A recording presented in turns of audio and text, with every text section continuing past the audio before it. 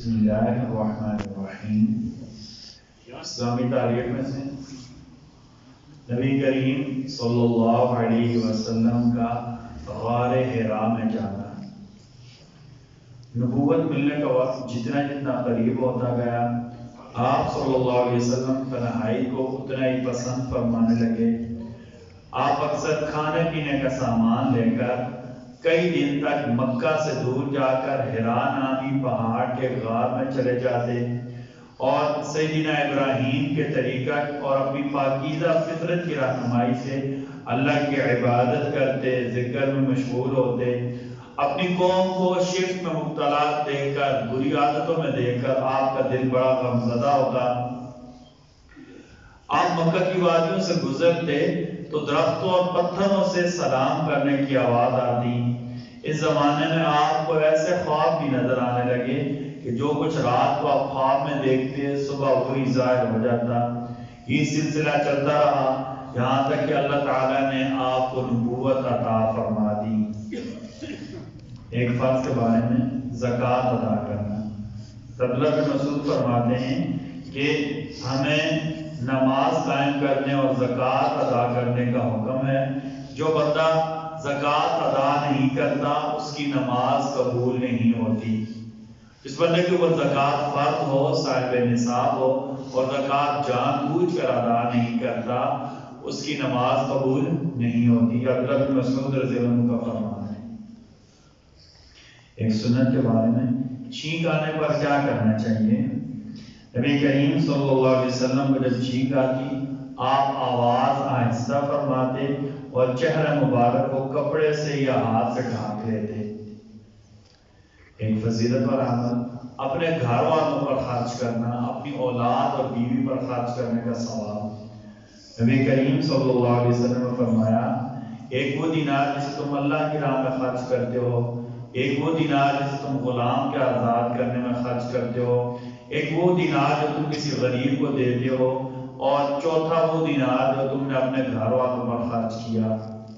ان میں سب سے زیادہ ثواب اس دینار یا اس پیسے کا ہے جو تم اپنے گھر والوں پر خرچ کرتے ہو۔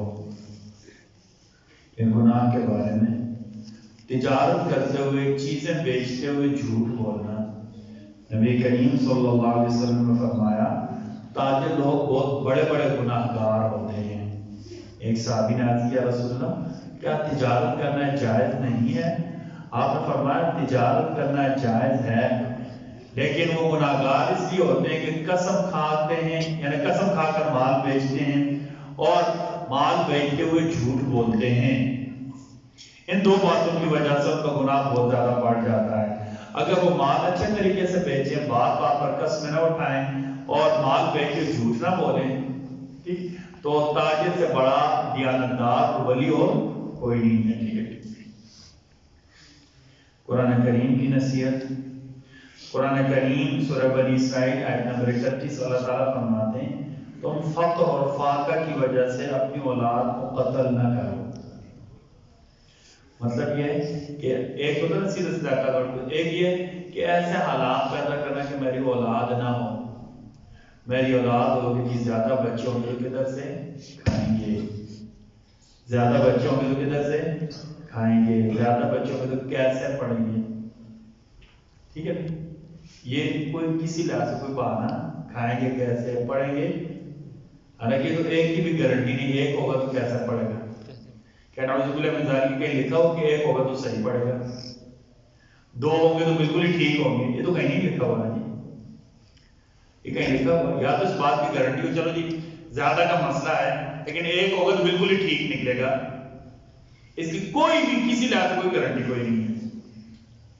ٹھیک ہے نا، اور اس کی بھی کوئی گارنٹی کوئی نہیں کہ ایک ہوگا تو زیادہ کھا لے گا، زیادہ پیسے ہی کھائے گا، بلکہ دوسرے الفاظ میں زیادہ بچے تو پھر بھی توقع دے، چلو یار اللہ نہ کرے 3 یا 4 بچے، اللہ نہ کرے ایک خراب نکلا، باقی 3 تو ٹھیک ہے، باقی 3 تو زیادہ بچوں پہ بھی توقع ہوتی ہے نا۔ ابھی دیکھیں نا، کل حادثہ ہوا، آج ہمیں جنازہ پڑھا۔ اب دیکھیں اللہ کا غیب ہی نہیں تھا، ہم یہ نہیں کہتے، اولاد دینے والے اللہ ہیں۔ ان کے 3 بیٹے تھے، کتنے بیٹے؟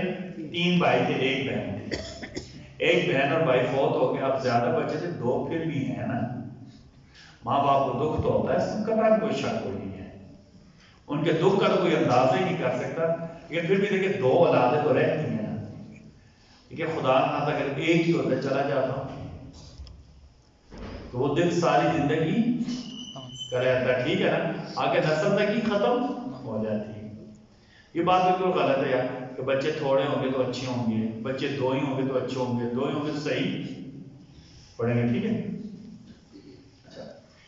قرآن فقر و فاق، یہ جو ایسا جتنی باتیں ہوتی ہیں نا، اور جی بچے کیا کہتے ہیں تھوڑے ہوں گے تو وسائل زیادہ نہیں پائیں گے، یہ بات یاد رکھیں، بچے تھوڑے ہوں گے نا تو میرے حصے میں کم جو ہے نا وسائل آئیں گے۔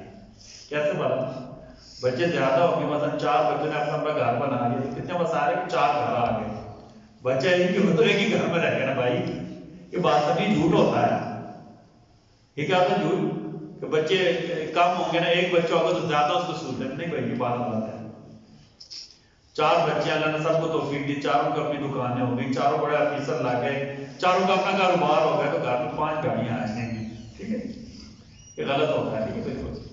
اللہ نے کہا کہ فقر و فاقہ کی وجہ سے اپنی اولاد کو قتل نہ کرو، ہم ان کو بھی روزی دیتے اور تم کو بھی۔